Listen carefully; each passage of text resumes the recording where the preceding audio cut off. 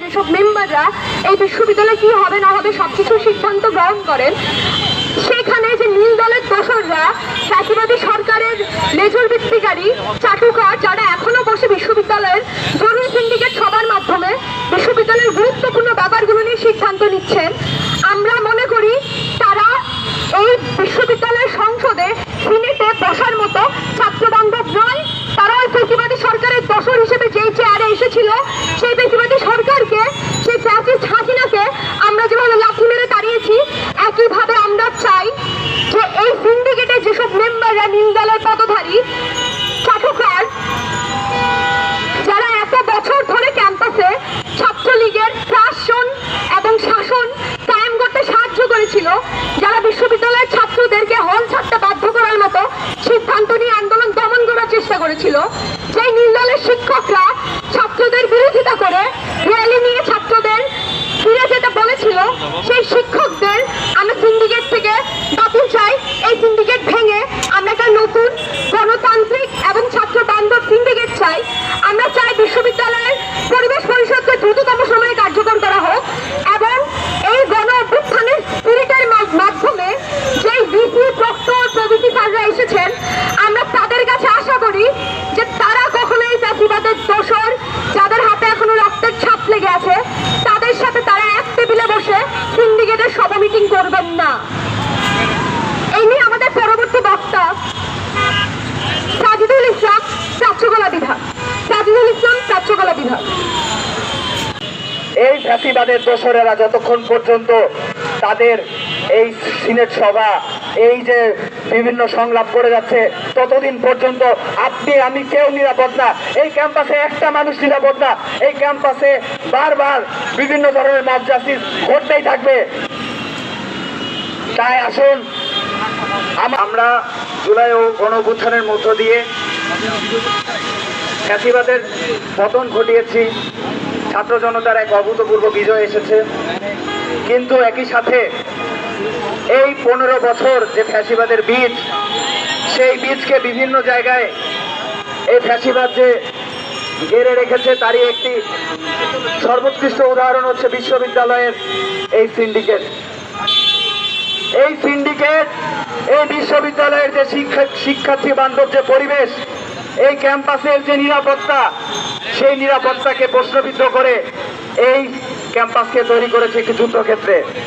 এখানে police, BJP, RAB বিগত 100 বছরের ঢাকা বিশ্ববিদ্যালয়ের ইতিহাসে এরকম ঘটনা বোধ হয় 1971-এর 25শে মার্চের কালো রাতের পূর্বে আর কোনোদিন দেখতে হয়নি। এই সিন্ডিকেট কি করে শিক্ষার্থীদের ক্লাসে ফেরানোর জন্য ভিসি প্রক্টরের সাথে মিটিং করতে পারে? এই সিন্ডিকেট কি করে পারে শিক্ষার্থীদের নিরাপত্তা নিশ্চিতের আলাপ প্রক্টরের সাথে বসে করতে? প্রক্টর আমাদেরকে আইনের কথা বলছেন, প্রক্টর আমাদেরকে নিয়মের কথা বলছেন। কোন নিয়মের বলে তারা 73 অধ্যাদেশকে লঙ্ঘিত করে বিশ্ববিদ্যালয়ে সামরিক বাহিনী, বিশ্ববিদ্যালয়ে পুলিশ বাহিনী, প্রশাসনকে ঢোকার সুযোগ দেয়? কিভাবে তারা বিশ্ববিদ্যালয়ের স্বায়ত্তশাসনকে প্রশ্নবিদ্ধ করে? তারা কি করে বিশ্ববিদ্যালয়ের স্বায়ত্তশাসনকে প্রশ্নবিদ্ধ করে 73 অধ্যাদেশকে প্রশ্নবিদ্ধ করে বৈধ সিন্ডিকেট হওয়ার দাবি করতে পারে? কি করে তারা একটা দামি নির্বাচন, বিশ্ববিদ্যালয়ে অন্যান্য দলের মতের যে নিপীড়ন তারা করেছে, যে দমন তারা করেছে, একটি বক্তব্যের কারণে, একটি সমালোচনার কারণে অন্য মতকে তারা যেভাবে দমন করেছে, তারা যেভাবে শিক্ষক সমিতির নাম করে নীল দলের যে অপরাজনীতির চর্চা করেছে, সেই অপরাজনীতির চর্চা এখনো তারা ক্ষমতা কাঠামোতে বসে করছে এই সিন্ডিকেটকে ব্যবহার করে। নিজামুল হক ভূঁইয়া, আপনার সাহস কেমনে হয় আপনি বিশ্ববিদ্যালয়ের গণতান্ত্রিক অধিকারকে পুনর্জীবিত করতে চান? আপনাকে এই সাহস কে দিয়েছে? আমরা ফ্যাসিবাদকে নামিয়েছি, আমরা তথাকথিত মুজিব কন্যা শেখ হাসিনাকে ক্ষমতা থেকে নামিয়েছি, আমরা তার বক্তব্যকে খারিজ করেছি। আপনি কোন সাহসে বিশ্ববিদ্যালয়ের যে স্বায়ত্তশাসন তাকে প্রশ্নবিদ্ধ করেন? বিশ্ববিদ্যালয়ের যে রাজনীতির যে ইতিহাস, সেটাকে প্রশ্নবিদ্ধ করেন? বিশ্ববিদ্যালয়ের যে গণতন্ত্রের চর্চা, বিশ্ববিদ্যালয়ের যে গণতান্ত্রিক অধিকারের চর্চা, তাকে আপনি কিভাবে প্রশ্নবিদ্ধ করতে পারেন?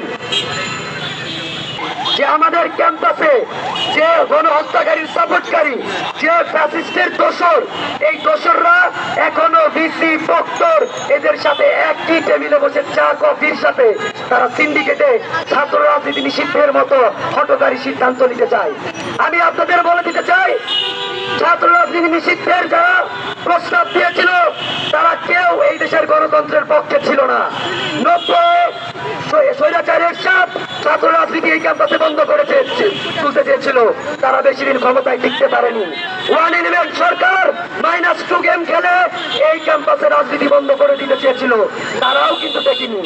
আমি বলতে চাই, আজকে আমাদের প্রক্টর স্যার বললেন যে আইন আছে, আইনের সাথে আমাদের কাজ করতে হবে। আপনি কি শেখ হাসিনার লেগেসি বহন করেন?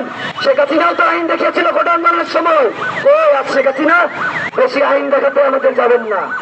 যে অবৈধ অন্যায়কারী গণহত্যাকারীদের সিন্ডিকেটে রেখেছেন, সেই সিন্ডিকেটের সদস্যদের খুব দ্রুত তাদের ওই জায়গায় থেকে পদত্যাগ করাবেন, নয়তো তাদেরকে উৎখাত করবেন। উৎখাতই বলছি। আর আমার শেষ কথা আমি বলতে চাই, আমি কথাই কম কাজে বিশ্বাস করি। আপনারা যদি এই আওয়ামী লীগের ফ্যাসিস্টের সিন্ডিকেট ভেঙে না দেন, তাহলে আপনাদের চেয়ারে থাকবে না।